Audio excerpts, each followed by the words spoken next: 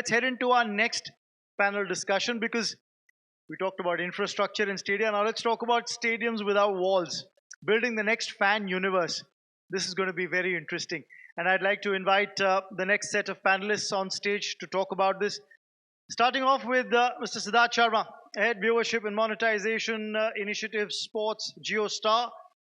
May I have the pleasure of Siddharth's presence on stage. Thank you so much. Of course, 15 plus years across Star, Z, ABP. He shaped the broadcast vision of Pro Kabaddi. We talk about IPL in terms of the number of language feeds that have been added, 25 plus IPL live feeds, and of course, the AI tools that drive today's content. Great to have you here with us, Sid.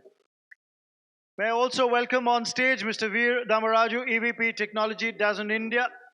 Thank you so much, sir, for being here. A tech leader with 20 plus years of experience. He heads DAZN India and has driven digital innovation, large-scale engineering. And of course, there's a whole lot of AI and blockchain adoption that happens. Thank you so much. We'll hear you talk about that, sir. May I also invite on stage Mr. Anish Madani, ex-IOC Partnerships and Innovation, recognized at the Leaders Sports Awards 2023. He led digital engagement at the IOC, delivering record fan interaction for the Tokyo 2020 Olympics, and earlier built X, which was formerly Twitter's global cricket strategy as well. Good to have you here with us. May I invite on stage Mr. Nikhil Bansal, Head Gaming and E-Services, Google India. Thank you so much for being here, Mr. Bansal. A digital leader with 20 plus years in Google, PwC, KPMG, and Nestle. He spearheads sports and gaming initiatives, co-chairs IAMI's Digital Gaming Committee, and launched India's Think Sports report. Thank you so much. And of course, to moderate this session, may I invite Mr. LV Navneet, CEO of the Hindu Group. With leadership roles across media and entertainment in India and Southeast Asia, Mr. LV Navneet brings deep expertise in markets, brands, and change management. Over to you, gentlemen.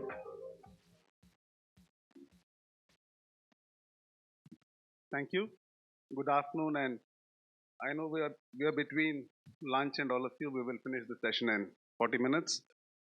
So please bear with us. We'll dive deep in. The topic is there on the screen. Nikhil, if I could start with you. How can sporting federations, leagues, and teams leverage the digital ecosystem to create interactive and personalized fan experiences? Sure. No, first, thank you. And thanks. It's an esteemed panel. Thank you for having us. And of course, the audience over here today. And again, apologies. We were discussing this backstage that we're actually holding you from your lunch. So bear with us for another 30, 40 minutes. I think before I answer your question, right, if I just step back, everybody would agree in this room that sports as an ecosystem is significantly transformed, right? Over the last so many years, and we've seen stats, of course, on KPMG, and we've seen a lot of speakers today talk about it. And you look at it that every form of sports as an ecosystem is evolving, right? You look at the fans, you look at engagement, you look at leagues. But I think today, if you really put the user first, because we're talking about fan experiences, I think the fans have evolved. Consumers have evolved. Sports have become more diverse. And of course, digital economy and even commercialization of sports has come a really long way. And you're talking about a $50 billion number. We took out a report as Google, slightly larger number. We had a $130 billion number for 2030. Of course, that is core and allied, so it's slightly larger than what, say, KPMG has put out.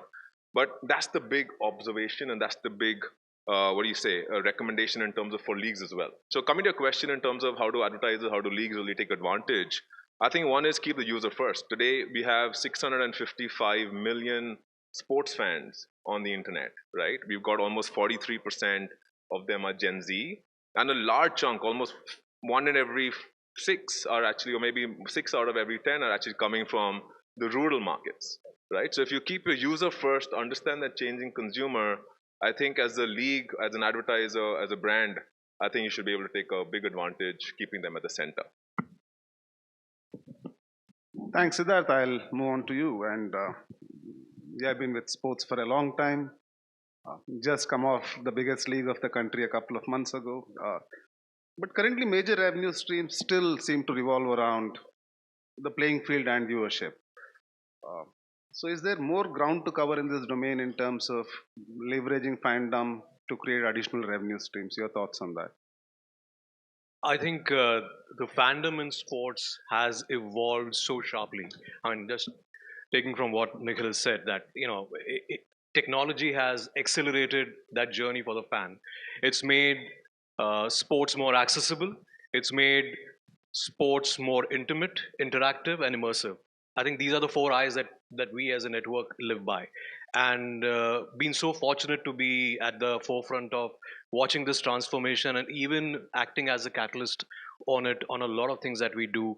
From the era where in '83, when the World Cup win was happening, there were people who would crowd around one television screen in a neighborhood, and there would be a collective cheer to becoming television becoming ubiquitous and being in living rooms and parents, fathers telling their kids how when Sachin Tendulkar takes a guard, before Sachin there was Sunil Gavaskar, there was Gundaba Vishwanath, that folklore of storytelling and building that fandom with the kids that started.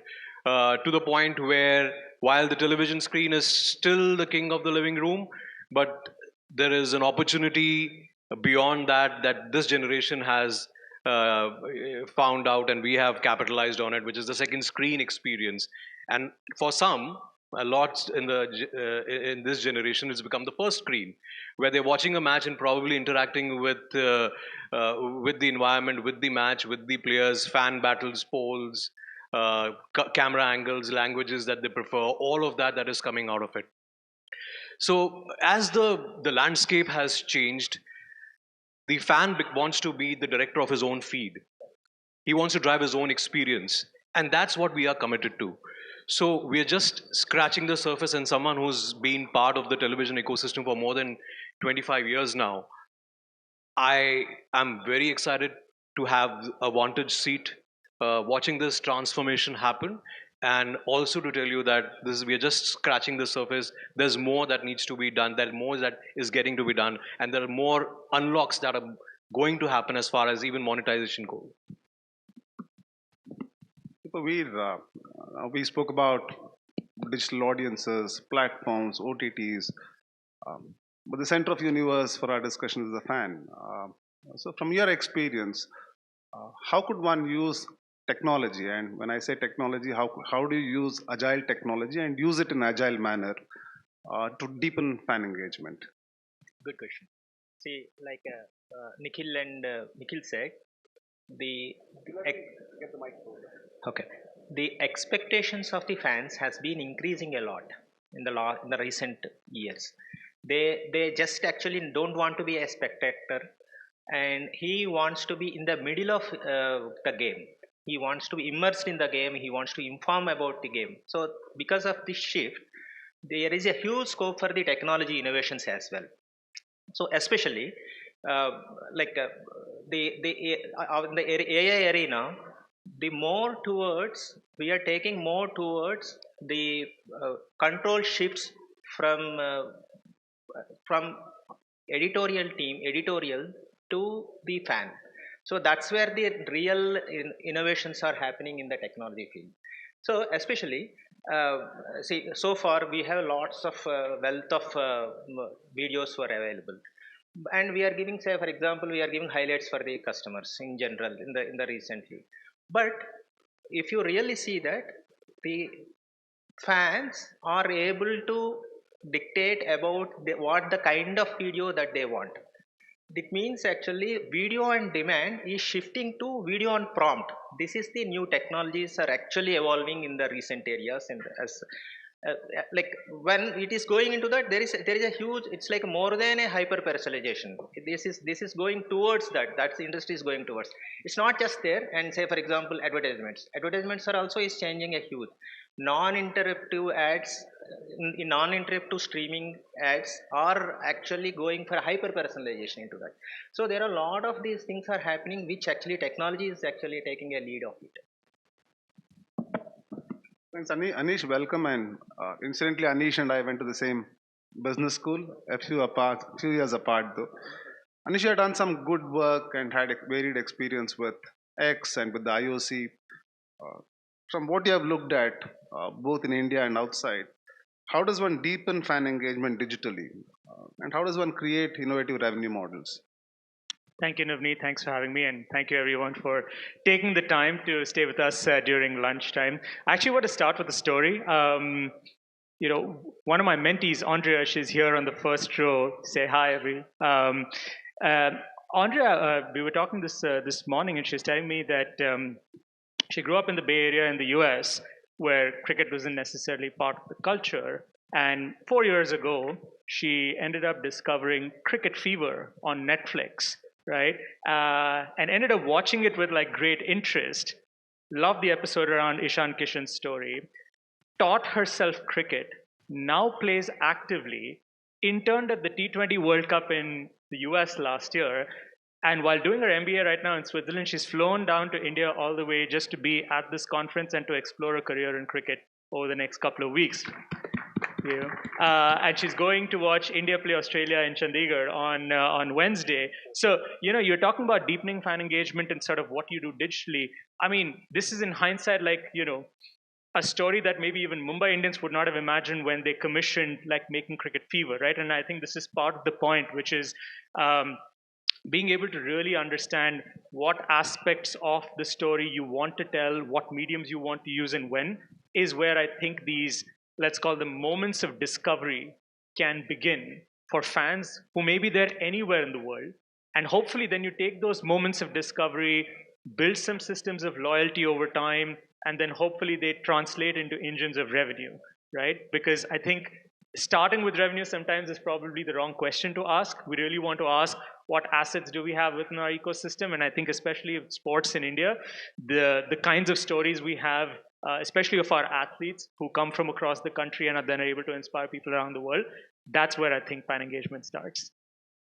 If I can just also build on what Anish said, through our own research, we've also seen that, and towards Siddharth was also saying that 90% of sports fans today are actually consuming not more than actually two sports, right? And most of them are actually digitally active.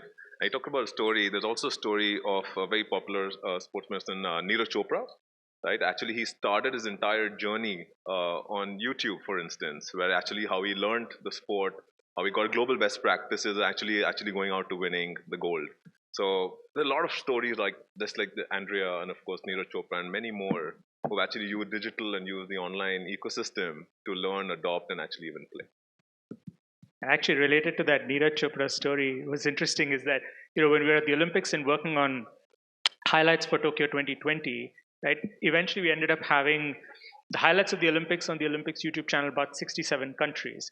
But back then, we didn't know that when the highlights would come out in India, we'd also get our first ever gold medalist in athletics, right? And that story and that video probably ends up being one of the most watched, right, from that event on that channel for a while. So you never know what it's going to translate into. So Siddharth, while the inspiring stories of people from outside coming here and being part of our ecosystem, compared to our football playing counterparts, what we seem to have done with the fan universe is arguably lesser. So what new opportunities exist and what can be learned from what the football leagues have managed to do elsewhere? I think the comparison in terms of fandom, I think is similar. I think the fandom that you see for a lot of sports, and you start from the top of the pyramid where cricket stands right now, and the fandom that cricket enjoys, to the sports where whenever India does well in one of those the Olympics or the Asian Games, the kind of the fervor and the backing that we give to our athletes, I think it already exists. We are now in the habit of churning out newer heroes and celebrating these new heroes from across the arena. I worked personally on building, and part of the journey that I had was with building a sport like kabaddi, and how the transformation has happened in that arena, and how heroes have come out of that sport. Interestingly, we also ran a kabaddi junior program, which was televised, and only kids sport league that was created, curated, and telecast, and one of them ends up starting to play kabaddi professionally. Right. So these are just some green shoots. But in terms of fandom, I think there is always potential. As a network, we are the crucible where all fans congregate. You could be a CSK fan, you could be an RCB fan, as a KKR fan, or a Kabaddi fan, or a Bengaluru Bulls fan, but you are all, or Haryana Steelers fan. I'm mentioning that Divyanshu is sitting here. He doesn't grudge the broadcaster. But, this is the crucible where all fans land in, right? And hence, there's a tremendous unlock that we are looking to do with a lot of these fans. I mean, this could start from incentivizing them for their fandom, right? This could be engaging them on various fronts. Could be an extension of all the franchisees that exist, that are active on the platform. So there is enough. It's probably even empowering the fans to cut their own highlights and share it, and build communities of their own, and be creators on the platform. So these are all opportunities that we are very excited about that exist. So I think fandom exists, is probably as strong or even stronger, to varying degree with the sports that we have. But we are actively looking at capitalizing on this fandom that exists. So while you touched on incentivizing the fan, and Anish, when we spoke earlier, you shared what I thought is fascinating about the journey and the destination of the stadium. Yeah. Would you want to share that how travel was incentivized to go and watch games? Yeah, sure.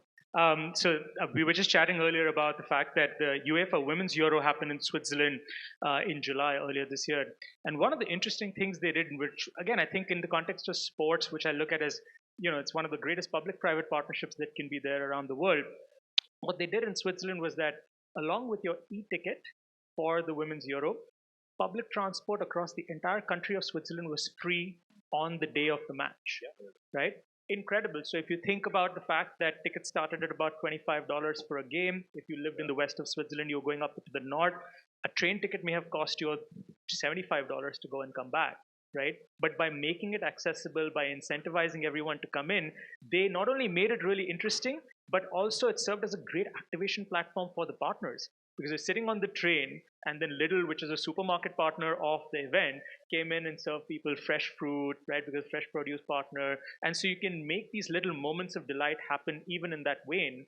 And I'm sure that, as things progress here as well, we have that perhaps at city levels, and then, making the entire experience sort of the URL meeting IRL situation a little better. I found that fascinating. I wasn't aware of it. Veer, I'll come to you, and Nikhil, if you could add on to Veer's response. Yeah, I think the closest to this is if you look at even smart stadiums, right? I mean, the role of technology today, you talk about democratizing access, education, talent scouting, even smart stadiums. I'm talking to a gentleman, I think, on the previous panel, and we were talking about the example of SoFi Stadium in California, right? It's not just, I mean, the stadium by itself is beautiful, but I think what they've created as an ecosystem around it, and very similar to what you were talking about, and how do you get fans to come in, immerse themselves, and it takes away that boundary of, hey, am I home, I'm in a stadium, and that boundary line is actually only getting diminished over time. But how do you create a larger social upbeat around the fan engagement, immersifying themselves into everything that they want to do around sports? So SoFi Stadium is another really great example. Of course, Google had a role to play amongst many others, but I think that's another example to add on to what you just asked. Thanks. We today with fan engagement on digital platforms and use of technology, it's become a two-way street as far as the fan knowing you and you knowing the fan. So my question is, how can teams and leagues in India harness the power of data analytics to engage deeper with fans? See, overall, data, as he said, so overall, data analytics has been actually changed a lot as a technology. So now data analysis is actually democratized. So it means actually earlier, data analytics is sitting with analysts only. So it is, I mean, analysts actually they look with the technology lens. Whereas now it is actually started democratizing. Even from the franchise owner or a business owner can actually write their own queries and get their insights out of it. So the one who has actually the business knowledge can get the insight out of the data. So this is the arena that we are in. So it is going to be a very good in the future, and also on that, I mean, it's need not be actually ask the questions. Like now there is actually a lot of things are evolving. Like most of you know, it gives as a insights. It will get it as a CXO insights or POS insights like that. That is also is beautiful tools are actually in the market.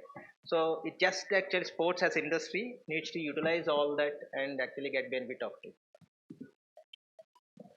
So Siddharth, any comments on that question? I think an insight into what the consumer preferences and behaviors is now par for course, and that's something that all of us live by, work towards, embrace, action, and delight our audiences with. I think it's the approach as a network, as a broadcaster that we are. We are a sum total of looking at fans differently and not many fans as one, but one fan as many. Right? It's not just that because we have the rights, then we just show them as the way that we think it's right. But we identify and present to him the opportunity of immersion and interactivity where he chooses the language he wants, he chooses the angle through which he wants to watch. He can at call get to see any data or match related field plots that he wants, and a voice where he can interact with his peers on the platform while he's watching without having him without taking him away. And this could swing widely and oscillate widely from someone who enjoys the Nasser Hussain, Michael Atherton level of commentary, which is one end of the spectrum that we provide, to probably someone who's cricket light and entertainment heavy, have stand-up comics, having a unique take on a match, and tell a story which is far more relatable to an audience that does not understand or is not deeply entrenched into the structure of the play or the teams or player shifting alliances, allegiances over the course. They want to come, watch, and get entertained. So we have looked at how best can we service these fans and feature these offerings. We have 25 feeds on IPL across 12 languages, and if there are 12 languages, the others are other offerings that speak to different cohorts. That is because we are able to uh, uh, reach out to them and personalize this activity and make this more participative than prescriptive. Actually, just like to build on what Siddharth said there, because one of my favorite sports experiences was watching IPL on like Hotstar, being able to seamlessly switch languages and really experience the sport differently. And one of the questions I think about, especially for cricket, is what is the language of engagement going to be like for cricket in the future, and how does it get enabled with AI and technology, right? One example is thinking about the fact that cricket goes to the Olympics in 2028, right? You get the broadcast of the game in countries which have not necessarily had that language before. So, what does cricket sound like in Mandarin? What does it sound like in French? What does it sound like in these other languages? Could be interesting, and hopefully, some of that is inspired, and hopefully, even from India to the world, sort of. We are at the sharp edge of finding out what that sounds, and we are working towards it every day to arrive at a model that Yeah. does this error free Yeah. and consistently and live. Because Okay. I think to add to that, like selfishly, I'm from Hyderabad, right? One of the things that I've always wished to like have in sports commentary, which by the way I randomly discovered the other day, there's a cricket game called Hit Wicket, right? It's probably the highest rated game on the App Store. Happens to be built from friends who are from Hyderabad, so they have Hyderabadi Hindi commentary in the game, which to me is great fun as somebody who like speaks the language. It's the dialect, So we'll right? pull back a little bit Yeah. and come back to the question of data, use of data and data analytics. Uh, and from your vantage point, I think you see data like very few of us do, and of course he does. So your take on how do we use data and analytics to deepen fan engagement? I think, of course, Siddharth has equal amount of data as much as we do. But I think, for us, we look at data very differently, right? I mean, today, and just to build on what some of the folks were saying, you take examples of, say, what RCB has also done. A lot of PKL, even India Hockey League, they've all set up really strong, it's a YouTube channel, right? That gives a ton of data back to, say, leagues. And we've seen them really engage very differently. Like, for example, RCB had a comedy linked back into sport, right? To see that how do we actually engage authentically with the fan. So just putting the fan at the center is where I'm going with this. The minute you put the fan at the center, understand what is that personalized experience really going to be, because today almost 4 out of 10 folks want a personalized experience, right? And at least 1 out of 3 are willing to pay for it. And the minute that is the case, then you put the fan at the center, you change the way you're going to evolve, you change the way you're going to approach them, and then you dynamically change the strategy to reach out to them. Siddha, I'll come back to you. And one could argue, and one wouldn't be totally off the mark, that it's largely cricket that's shown the way to multiple monetization, new advertising and sponsorship deals. I know Kabaddi has made some progress. But have other sports reimagined newer revenue streams well enough? I think the comparison with cricket is unfair. Largely, the sport's been around for ages, and it's been a televised sports for such a long time, and the fandom runs deep because it's had the legacy. Kabaddi is a new sport that's again close to 10 years, 11 years, and I've been part of it. It's been around. It takes time to build fandom. It takes time to build communities. It takes time to build, the models around it, the broadcast models around it, the revenue models around it. So I think we as a nation, I think there is cricket and there is other sport, and the legacy or the birth of the alt cricket sport is just 10 years old, I would say. Right. So I think we should give it a longer gestation, and we should trust our audiences. And I implore, the more they watch, the more we show. The more monetization happens, more values the sponsors see. So I think it's still a long way to go, but there are plenty of opportunities, the green shoots that we are seeing, and we are hoping that there is 1 to 10 cricket, then 11 onwards at least. They are able to breach the top 10 very soon. In the morning, I was having a conversation with the minister, and we were talking about. So I was asking, it's a bit of chicken and egg, right? Do you develop audiences first, or do you develop the game and ensure? So he had an interesting take. He said, in our country, audience to hai. There is an audience for everything. You just build the game and fans will come. Because his take, and I found that quite interesting. Veer, how can a little bit of crystal ball gazing, how can emerging technologies like AR, VR, and AI shape the future of fan engagement in Indian sports? Even before this, I just wanted to add one line on the comment. Okay, so just now you mentioned it, right? We in this country we have lots of fans. It's all about the content, how you package the content, and how you make it as a commercialized. In the recent experience that I have, even the numbers that I have seen in the midnight matches of concurrency is phenomenal in India. It's not any other, though it is not a Indian famous sport, but I've seen that numbers is actually eye opener. So there is a huge potential. That and coming to your question, yeah, the in stadium experience in living rooms is actually a key, and most of the sports fans wanted that. Similarly, immersive experience and actually getting the customer into the stadium.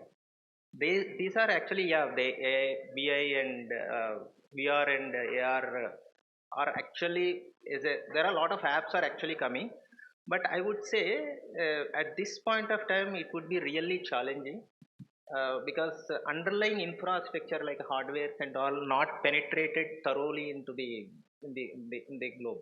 So I mean, from a sports fans and the technologies, we are actually waiting to hardware penetration first. On top of it, actually, these technologies would actually come. Right now, I see them as a challenge. I'll just flip that question a little bit, and anybody can take a stab at it. Obviously, technology is being used.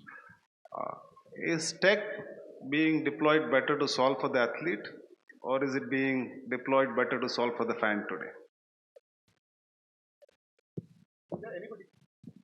I think it depends who's solving for whom, right? I think if you're solving for the fan, then again, as I said, you're putting that data at the center and you're personalizing the entire experience using technology, right? But if you're solving for the athlete, then we use technology very differently. Like you talk about talent scouting, you talk about fairness in a game, you talk about even athlete management services using AI, right? How do you get quickly getting the athlete to the sport quicker than anybody else?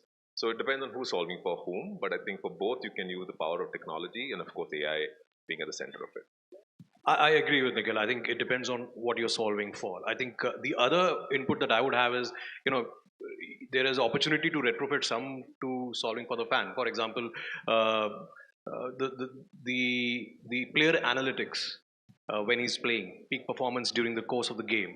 Now, if I'll take Kabaddi as an example because there's something that we have tried. We put heart rate monitors on players, and as a storytelling tool, when the raider goes in to engineer a raid, what's his heart rate at? Right?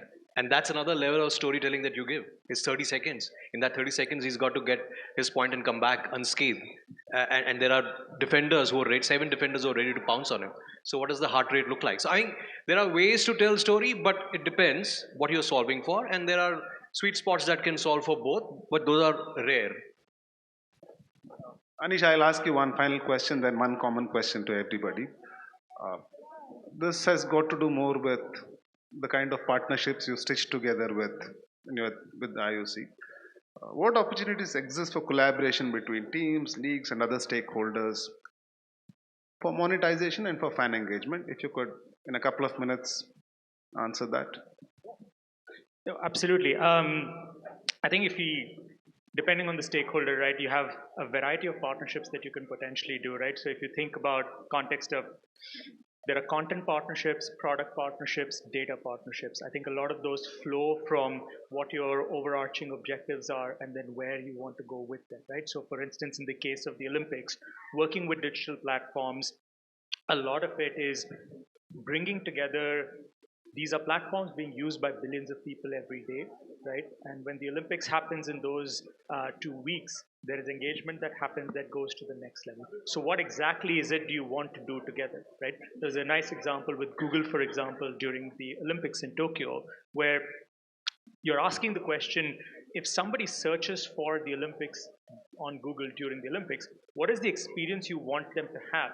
And sometimes you can have the experience be very data-led to say, here are the scores of all these events because you may not be following everything together.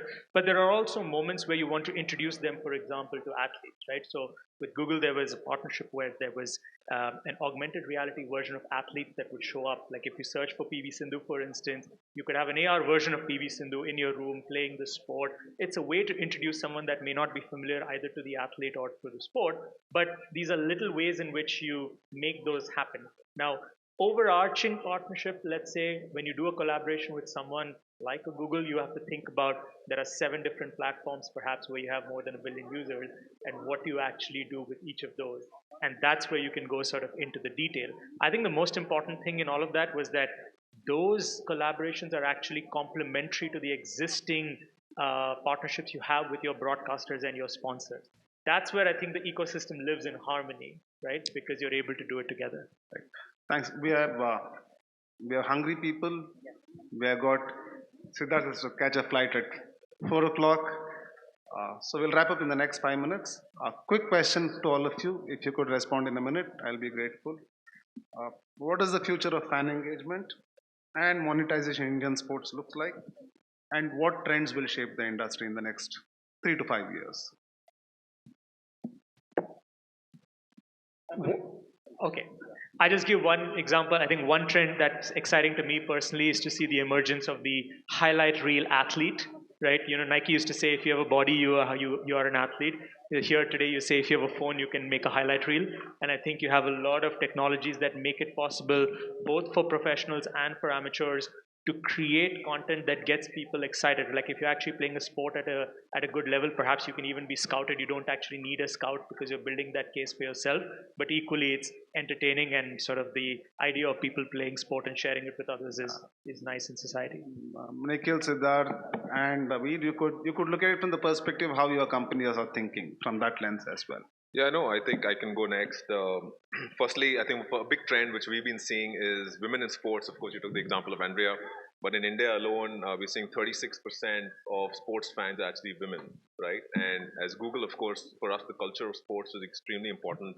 We talked about one partnership. We just did a recent one with ICC for the Women's World Cup, and that a lot of it is actually say that how does technology really drive sports expansion, consumption, and as well as drive the culture of sports. And it brings the power of Google Gemini, which is AI, of course, Pixel, Android, and GPay. And how do you interlink different parts of the ecosystem within Google across the value chain of sports for a large event like the ICC? So that's how we look at partnerships, which are very long term. Of course, many more that will come into play. I think sports is a deeply emotional experience, and we see that experience transcending because he would want a sports fan, he or she would want, a convention, a tradition, sticking to tradition as well as technology along with it. It could be a community watch as well as individual.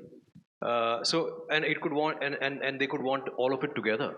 So I think it's building the experience of many for one, and giving them the power of choosing, shaping the way they want their experience to look like. So the more you empower them, the more deeply their engagement is going to be. And like I said, beyond the traditional fandom that we see for the sport that we all know ranks the highest, women's cricket, other sports, I think there's a lot of opportunities that are going to unlock there. Yeah. So basically, the two things is going to drive in the future. One is hyper personalization. The fan, what they wanted to see. What they wanted to choose is if it is a live match is happening, the what the language that he preferred, or captions that he wants to see. At this, and so slowly, actually, the control should go to the fan. This is going to be the future. This is where we also focus. And second is from the monetization aspect. So get the context from the live feed and actually show the advertisements for the fan. So that is how actually I'll give you a second screen experiences like he said.